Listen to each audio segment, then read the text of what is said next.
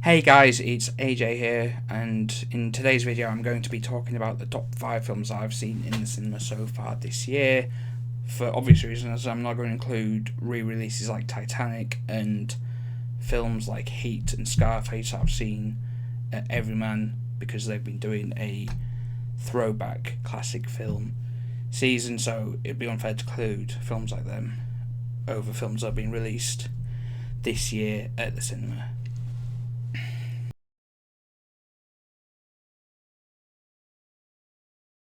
Now, the first film on this list is Babylon. Honestly, this film deserves a video all on its own.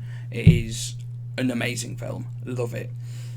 It's essentially Wolf of Wall Street, but in the golden era of like early cinema, from like the 1920s through till early 30s, when they changed from silent films through to talking pictures, and how that evolved. And it's got Brad Pitt in it, Margot Robbie's in it, and their characters are fucking amazing. The writing in this film is good for the film that it is.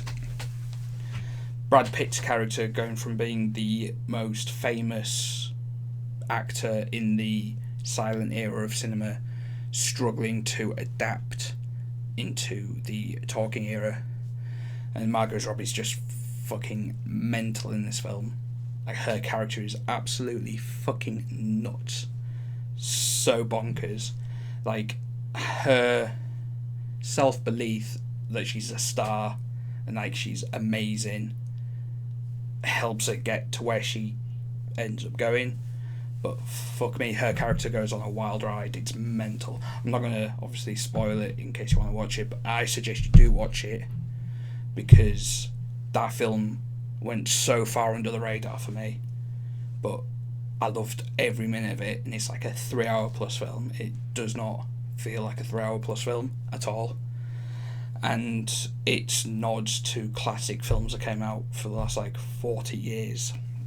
So it's got clips of like Terminator in there, Jurassic Park, Jaws, other classic films in like a big montage at the end of the film, just to say like thank you for cinema and just creating these amazing films.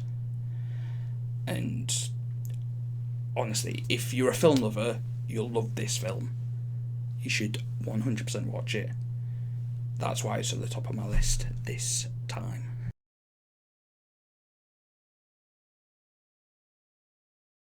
The second film on this list is All Quiet on the Western Front, which is the German Netflix World War One film based on the book of the same name. Everything about this film is fantastic. Acting is fantastic from the young lads and the older guys, being able to portray the war soldiers in World War One and how they would show their emotions and be able to just experience that for the viewers. And cinematography is on point.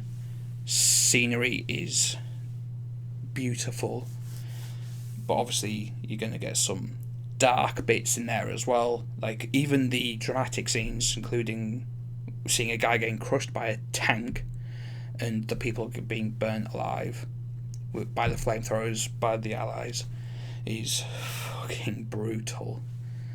And the behind the scenes stuff in terms of the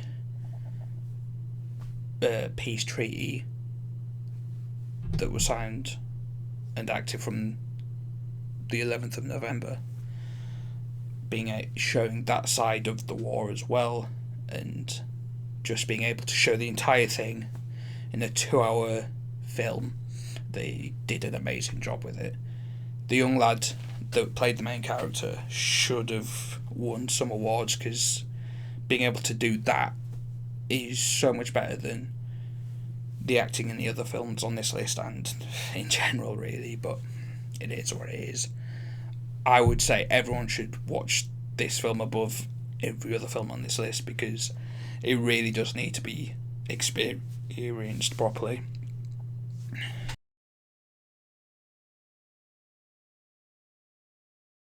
The third film on this list is going to be The Fablemans, and this is the semi-autobiographical film from Steven Spielberg about his life growing up, choosing between following his passion and doing something logical, practical, and like the pull and push from his parents, his mum wanting him to follow his dreams and his passions in filmmaking, which he is obviously amazing at, and his dad wanting him to do something more practical and doing engineering like he does, and working with him eventually, I think, was his plan.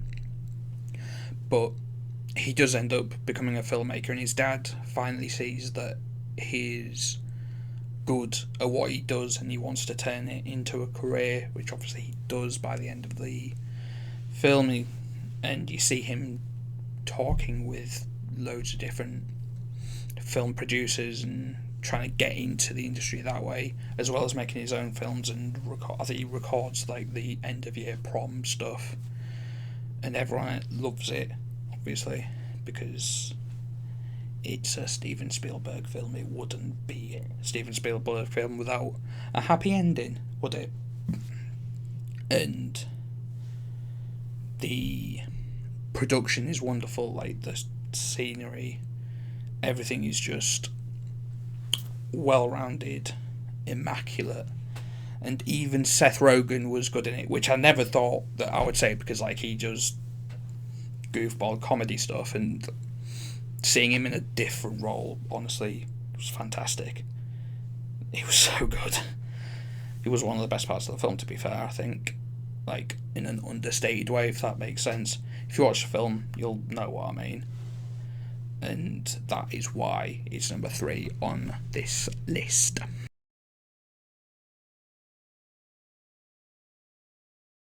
Now, the fourth film on this list originally was going to be Scream 6, but looking back over the list of films I've seen this year and the ones that I actually appreciate more, even though I absolutely love Scream and like horror films in general, A Man Called Otto deserves to be on this list more than Scream does.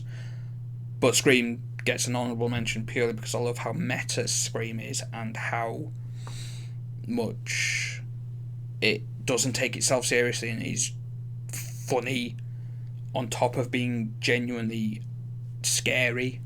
But A Man Called Otto deserves to be on this list purely because it is a very real story of how some old people, even in a community setting, feel alone, especially if they lose a long-term spouse. That deep sense of loneliness can be really hard for them to deal with, and the way that the community helps him, even begrudgingly on his part, honestly is really heartwarming. And Tom Hanks honestly did such a good job in this film. Even though a lot of people say it's just Tom Hanks playing Tom Hanks, he genuinely feels like he's like not Tom Hanks, he's the actual character. And honestly, it's really good to see. All the supporting actors do a really good job as well, like the young family and the neighbours, and like the backstory to the characters as well. If you've read the novel, which I'm going to put here, read it if you get the opportunity to, because it's 100% worth it and makes the film better, in my opinion.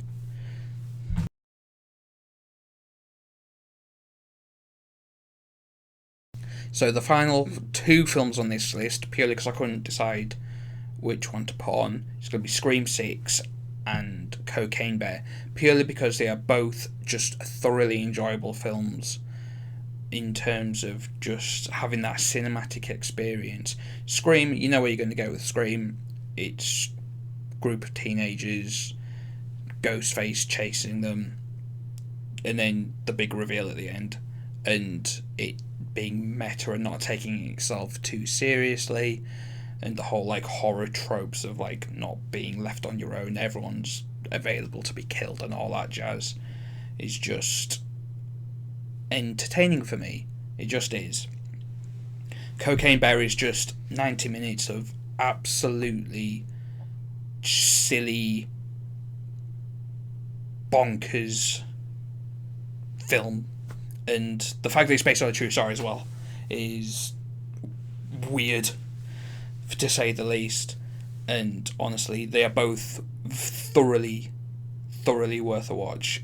If you love horror films, you will love Scream 6, in my opinion, because of it's just a very good horror film.